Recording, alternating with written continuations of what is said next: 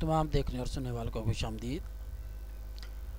इस ट्यूटोरियल में हम एक फ़ोटो इफेक्ट पर काम करेंगे और देखेंगे कि हम किसी 4 कलर इमेज पर कोई लोगो या कोई और डिज़ाइन किस तरह से लाकर उसमें से ब्लैक और वाइट कलर को बगैर डिलीट किए प्रीव्यू में किस तरह से हम ख़त्म कर सकते हैं। इसके लिए हम पहले वो फाइल ओपन करें जिसमें हमारा जो इमेज है वो मौजूद हो। इसके लिए ये एक इमेज मैं ओपन कर रहा हूँ जो कि इंटरनेट से डाउनलोड किया गया है। ये एक तस्वीर जो कि एक मॉडल की है, ये 4 कलर तस्वीर। इस पर हम जो एक जेपीजी इमेज या कोई भी बिटमैप हम लाएंगे जिसमें ब्लैक और वाइट कलर मौजूद होंगे। हम उस इमेज को ओपन करते हैं। ये मेरे पास एक इमेज जो मैंने इस ट्यूटोरियल के लिए बनाया, उसको हम यहाँ पर इसके ऊपर पहले पिक टूल सेलेक्ट किया और इसको ड्रैग करके लेफ़्ट क्लिक से इसके ऊपर ला के हमने लेफ़्ट क्लिक को छोड़ दिया, इसको क्लोज़ किया और इसको मैक्सिमाइज कर लिया। इसमें हम लेयर्स पैलेट को अनफोल्ड किया डबल क्लिक से।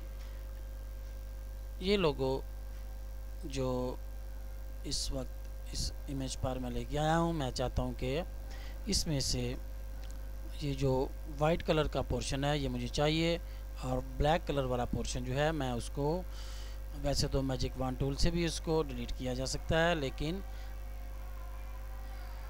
अगर हम चाहें कि बगैर डिलीट किए हम इसको प्रीव्यू में ख़त्म कर सकें तो उसका भी हमारे पास एक हल मौजूद है, जिससे हमें ये फ़ायदा होगा कि हमें यहाँ पर ब्लैक बैकग्राउंड को ख़त्म करने के लिए टाइम वेस्ट नहीं करना पड़ेगा और हमारा वो टाइम बचेगा।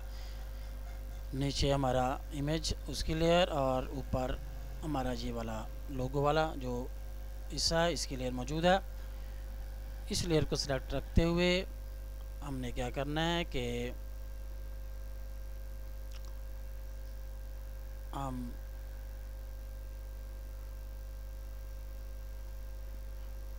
लेयर्स प्रॉपर्टी जो थी यहाँ पर, इसको हमने क्लिक किया, वो मेन्यू हमारा जो था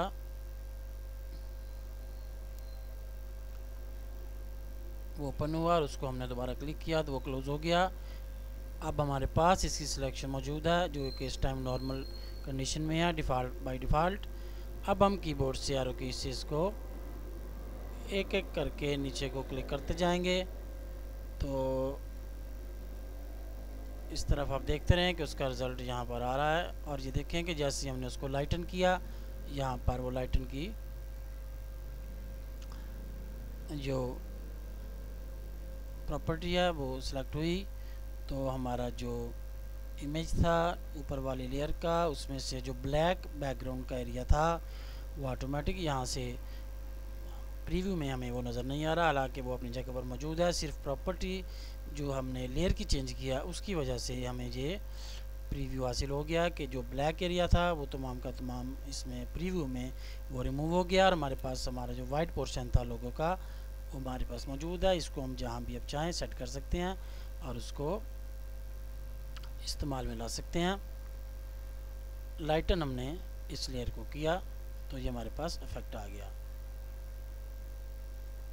स्क्रीन करने से भी हमारे पास ये इफ़ेक्ट आ जाता है। अब इसको मैं करता हूँ ऑफ और यहाँ पर मैं दूसरी लेयर लेकर आता हूँ जिसमें कि हमने वाइट एरिया ख़त्म करना है। इसके लिए एक मैंने ये वाला इसको ओपन किया, इसको यहाँ से हम इसको मूव टूल को सिलेक्ट करके इसको ड्रैग करके इसके ऊपर हमने इसको लेफ़्ट क्लिक को रिलीज़ किया और ये हमारे पास एक और नई लेयर नया इमेज लेयर 2 के नाम से ये ऊपर मौजूद है। वो हमारा पहले वाला जो था लोगो नीचे वाली लेयर पर, उसमें ब्लैक एरिया हमने रिमूव किया था और वाइट हमारे पास मौजूद है। अब हमने वाइट एरिया रिमूव करना है, ब्लैक वाला हमें चाहिए, तो इसको भी हम इसको ड्रॉप किया और दोबारा सेलेक्ट किया, जब क्लिक किया उसके ऊपर तो वो वापस अनफोल्ड हो गया, सॉरी फोल्ड हो गया, लेकिन उसकी जो सिलेक्शन है अभी भी हमारे पास मौजूद है। अब हम एरो की से इसको डाउन करते जाएंगे और ये देखें कि जैसे ही उसको डार्कन और मल्टीप्लाई, डार्कन पे ले आए या मल्टीप्लाई पे ले आए, दोनों सूरतों में हमारे पास जो उस लेयर का ब्लैक एरिया था वो हमारे पास मौजूद रहा, और जो उसका बैकग्राउंड था, जो वाइट एरिया था, जितना भी था वो एरिया, वो सारे का सारा प्रीव्यू में वो ख़त्म हो गया, और आके वो ओरिजिनल लेयर में मौजूद है। और जब हम नॉर्मल करेंगे तो वो वापस असल हालत में हमें नज़र आने लग जाएगा। इसको हम डार्कन करके तो अपने काम में ब्लैक लोगो के तौर पर जिस तरह से हम इसको सेव करना चाहें सेव कर सकते हैं और इस्तेमाल कर सकते हैं। और इसमें हमें ये भी सहूलत मौजूद रहेगी कि हमारा जो वो जेपीजी इमेज लोगो वाला जो था ओरिजिनल, वो अपनी असल हालत में हमारे पास मौजूद रहेगा। उम्मीद है कि ये मुख्तसर दौरानिया का मगर नहायत इम्पोर्टेंट ट्यूटोरियल आपको पसंद आएगा और आप यकीनन इससे अपने प्रोफेशनल काम में मुस्तफ़ीद हो सकेंगे। फिर मिलते हैं।